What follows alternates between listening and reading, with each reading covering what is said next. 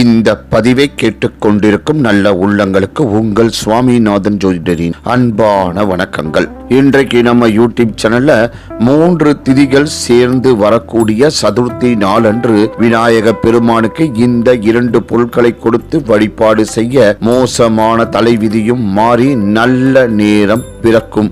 வளர்பிறை சதுர்த்தியில் நாம் சிறப்பான முறையில் விநாயக பெருமானை வழிபாடு செய்தால் நம்முடைய வாழ்க்கையில் வளங்கள் அதிகரிக்கும் என்றும் கூறப்படுகின்றது. அப்படிப்பட்ட ஒரு சிறப்பான வழிபாட்டு முறையை பற்றி தான் இந்த ஆன்மீக பதிவின் மூலம் தெரிந்து கொள்ள போகின்ற மக்களே. அதற்கு முன்னாடி நம்ம யூடியூப் சேனலை யாரெல்லாம் சப்ஸ்கிரைப் பண்ணுங்க, ஷேர் பண்ணுங்க, லைக் பண்ணுங்க. பதிவுக்குள்ள போயிடலாம். விதியை மாற்றும் முத்திதி சதுர்த்தி.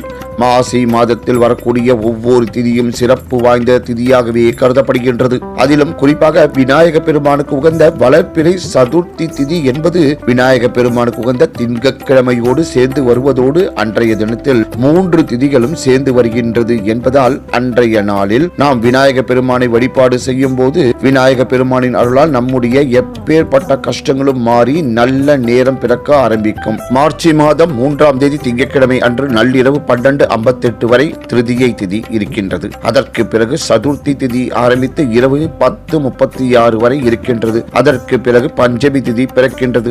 அன்றைய தினத்தில் 3 திதிகளும் சேர்ந்து வருகின்றது. மேலும் இது வளர்பிறை சதுர்த்தியாகவும் திங்கட்கிழமையோடு சேர்ந்து வரக்கூடிய சதுர்த்தியாகவும் திகழ்வதால் இதற்கு அதிக அளவில் சிறப்புகள் உள்ளது. இன்றைய தினத்தில் அருகில் இருக்கக்கூடிய விநாயக பெருமானின் ஆலயத்துக்கு சென்று விநாயக பெருமானை வழிபாடு செய்ய வேண்டும். அவ்வாறு வழிபாடு செய்யும் போது விநாயக பெருமானுக்கு மிகவும் பிடித்தமான பொருளாக திகழக்கூடிய அச்சு வெல்லம் மற்றும் தேங்காயை வாங்கி தர வேண்டும். இதிலிருந்து பிரசாதமாக சிறிதளவு மட்டும் வாங்கிக் கொள்ளலாம். விநாயக பெருமானுக்கு இதை சமர்ப்பணம் செய்துவிட்டு விநாயக பெருமானுக்கு 2 நெய் தீபத்தை ஏற்றி வைத்து அவரை வழிபாடு செய்துவிட்டு வர நம்முடைய வாழ்க்கையில் இதுவரை இருந்து வந்த கஷ்ட காலங்கள் அனைத்தும் நீங்கி நல்ல காலம் பிறக்க ஆரம்பிக்கும். மேலும் அன்றைய தினத்தில் நம்முடைய வீட்டில் இருக்கக்கூடிய விநாயக பெருமானுக்கு ராகு கால யமகண்ட நேரத்தை தவிர்த்து மீதம் இருக்கக்கூடிய ஏதாவது ஒரு நேரத்தில் அச்சு வெல்லத்தை நைவேத்தியமாக வைத்து ஓம் விக்ன விநாயகா போற்றி என்னும் மந்திரத்தை 108 முறை பாராயணம் செய்து வழிபாடு செய்ய விநாயக பெருமானின் அருள் நமக்கு பரிபூர்ணமாக கிடைக்கும். இந்த நேரத்தில் நாம் செய்யக்கூடிய எந்த ஒரு வேண்டுதலாக இருந்தாலும் அந்த வேண்டுதல்கள் விரைவிலேயே நிறைவேறும். அதீத சக்தி வாய்ந்த